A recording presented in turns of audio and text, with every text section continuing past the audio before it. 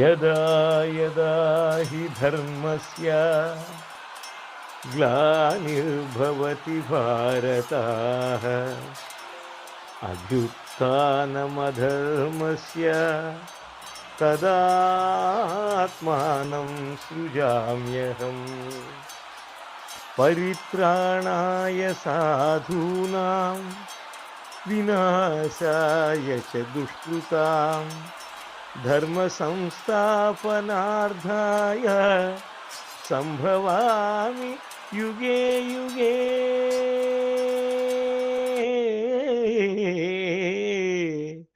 సంభవామి యుగే యుగే. ధనస్సు రాశి మార్చి మాసం 2025 సంవత్సరంలో మాస ఫలితం ఎలా ఉంటుందో వివరిస్తున్నాను, జాగ్రత్తగా వినండి. ఈ ధనస్సు రాశికి వచ్చేటప్పటికి ఏమవుతుందంటే తృతీయంలో రవి బుధులు, చతుర్థంలోకి వచ్చేటప్పటికి రాహువు శుక్రుడు బుధుడు నెప్చ్యూను, ఆ తర్వాత షష్టమంలో గురువు, ఇది అంత మంచిది కాదు. ఆ తర్వాత సప్తమంలో కుజుడు, ఇది అంత మంచిది కాదు. ఆ తర్వాత దశమంలోకి వచ్చేటప్పుడు కేతువు. మరి గురువు వృషభంలో ఉన్నటువంటి పక్షంలో 3 స్థానాలను చూస్తాడు. ఏ స్థానాలను చూస్తాడు?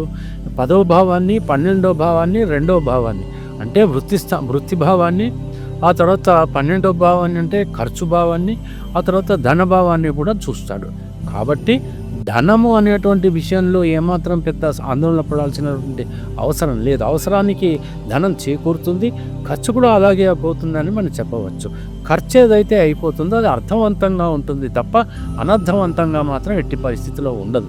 అంటే దాని అర్థం ఏంటంటే ఏదైనా వెహికల్ కొనుక్కోవడం, వాహనం కొనుక్కోవడము, లేకపోతే ఏదైనా ప్లాట్ కొనుక్కోవడము, ఏదైనా ఇల్లు కొనుక్కోవడం, ఏదైనా శుభకార్యాలు జరిపించడము, ఇట్లాంటివి ఏదో రకంగా ఖర్చు అయిపోతాయి. ధనము చేతికి అందడం ఒక శుభకార్యాల నిమిత్తం దేనికో ఒక మంచికి ఖర్చు కావడం కూడా జరుగుతుందని మనం చెప్పవచ్చు. ఉద్యోగాలు దొరకనటువంటి వాళ్ళు ఎవరైతే ఉంటారో ప్రయత్నాలు చేయండి, తప్పకుండా మీకు ఉద్యోగాలు లభించేటువంటి అవకాశాలు ఉంటాయి. ఇంక్రిమెంట్ కానీ ప్రమోషన్స్ కానీ కలిగేటువంటి పరిస్థితులు ఏర్పడతాయి. ఏదైనా ట్రాన్స్ఫర్స్ కూడా కావచ్చు.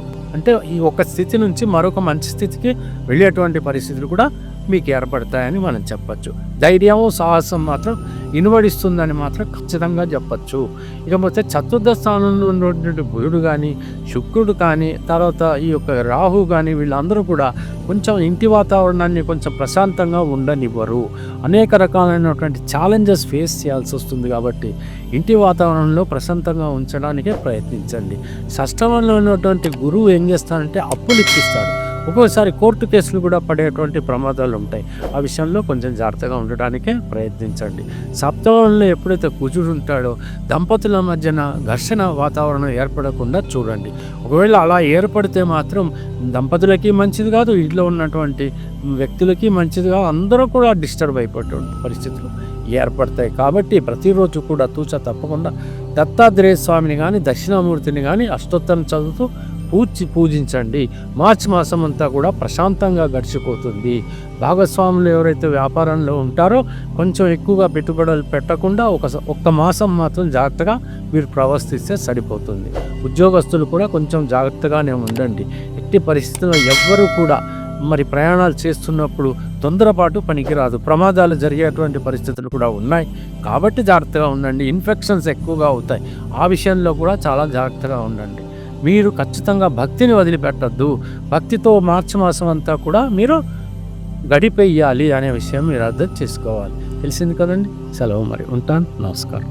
జ్యోతిష్య మహర్షి డాక్టర్ ఆర్ఎంపి శెట్టి గారు ప్రపంచ ప్రఖ్యాతి పొందిన వేద విజ్ఞాన జ్యోతిష్య రత్నశాస్త్రవేత్త. 40 సంవత్సరాల అనుభవంతో వీరు చెప్పిన సంఘటనలు రుజువై విస్తుపోయేలా చేశాయి. Indian institute of oriental heritage Calcutta, America astrologers federation USA వీరిని గౌరవ డాక్టరేట్ తో సత్కరించాయి. దేశ విదేశాలలో పలు రంగాలలోని ప్రముఖులు వీరి సలహాలు పొంది ఉన్నారు.